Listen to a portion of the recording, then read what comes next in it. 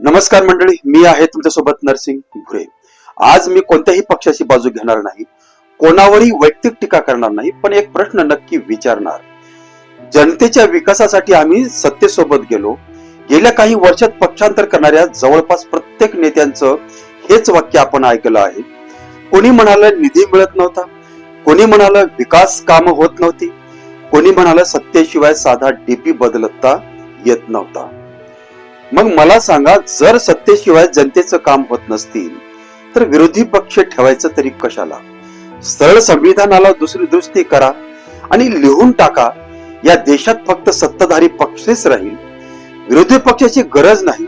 कारण आज जर प्रत्येक आमदार, खासदार आणि नेता विकासाच्या नावाखाली सत्तेकडे धाव घेणार असेल तर विरोधी बाकावर बसणार कोण? सरकारला प्रश्न विचारणार कोण? भ्रष्टाचार उघड करणार कोण?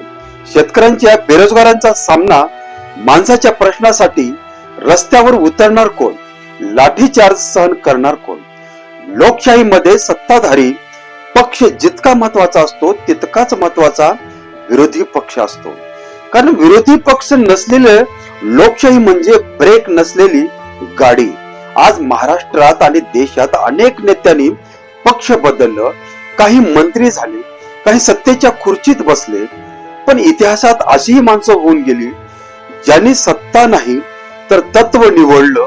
गणपतराव देशमुखांनी आयुष्यभर संघर्ष केला पण तत्व सोडला नाही. गोपीनाथ मुंडे यांनी वर्षानुवर्ष विरोधी बाकावर बसून सरकारला घाम फोडला.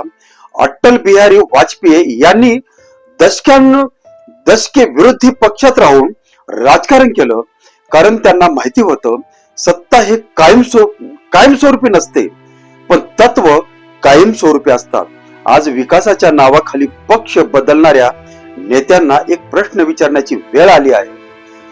जर निधी फक्त सत्ताधाऱ्यांनाच मिळत असेल तर विरोधी पक्षाला मत देणाऱ्या जनतेचा गुन्हा काय आहे?